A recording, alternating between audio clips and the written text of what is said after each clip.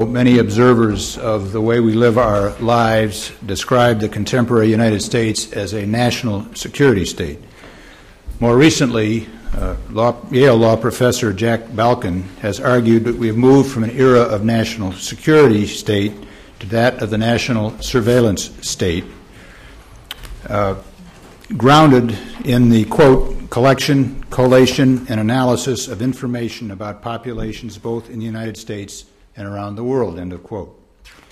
One obvious reason for this development is the insecurity that all of us feel as a consequence of 9/11 and its aftermath.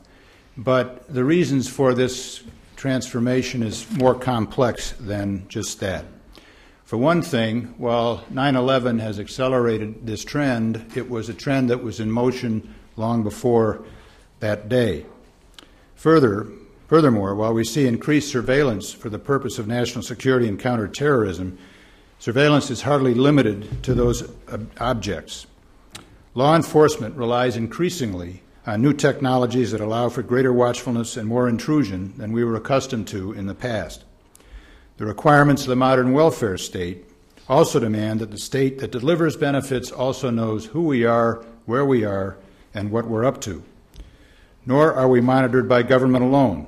Private actors record our comings and goings, our networks of associations, and our consumer preferences, in some instances in order to sell that information to government, but in many other instances for other commercial purposes. This symposium borrows its title from the 1980s rhythm and blues song, "Somebody's Watching Me." I will spare you a rendition. In fact, however, there are many people watching each of us. Despite the early hour, all of us have already been subject to surveillance, whether we know it or not. If you drove here, you were subjected to the gaze of several traffic cameras en route and in University Circle. Your walk from the parking lot took you past additional security cameras. If you came to us from a distance and traveled through airports, then I don't have to tell you, you went through a variety of screenings. You also watched and checked against lists and sorted in one way or another. If you come to us from Canada, you pass through the additional layer of security provided by the Customs and Border Protection, including evaluation under the ATS or automated targeting system, which assigned each of you a risk assessment score. Of course, we are also webcasting this conference in the hopes that there are many eyes out there not present in the room who will be watching us. We live, in other words, in a highly surveilled society.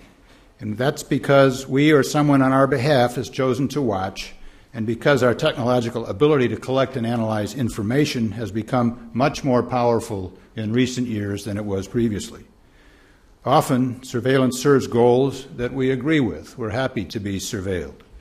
We want air travel to be safe, our borders to be secure, and for our university community to be both open and safe. We may be delighted when Amazon or another vendor recommends a book or a product based on our buying habits. As one of our speakers today, David Lyon, has noted, we want the government to know who we are and where we are in order to enable us to vote and to receive promised government benefits. We may even want strict enforcement of our traffic laws through cameras, or at least for other people.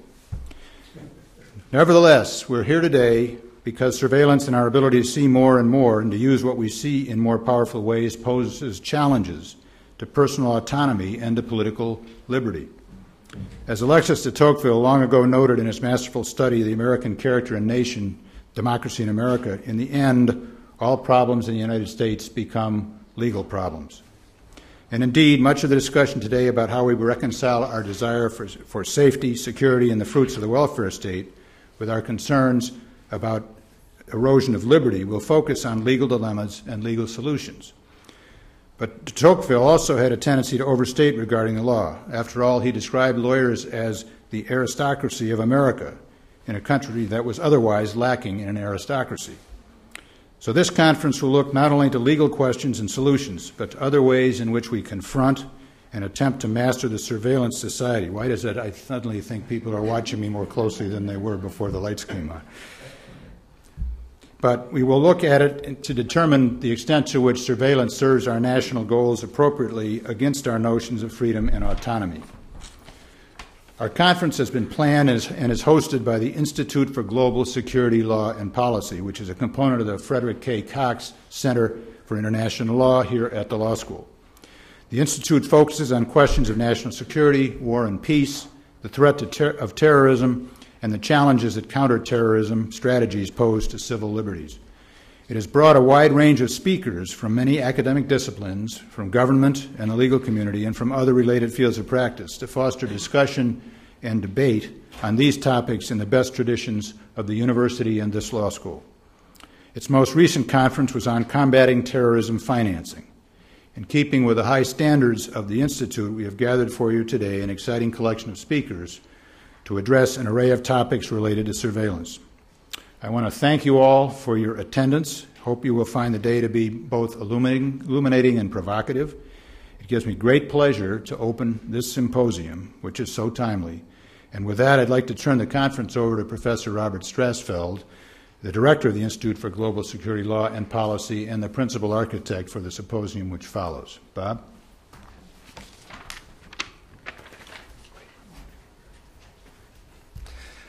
I want to add my welcome. Good morning to all of you. Thank you for coming. And I am going to keep this very short so that you have actually some time to fuel up with coffee before our first panel.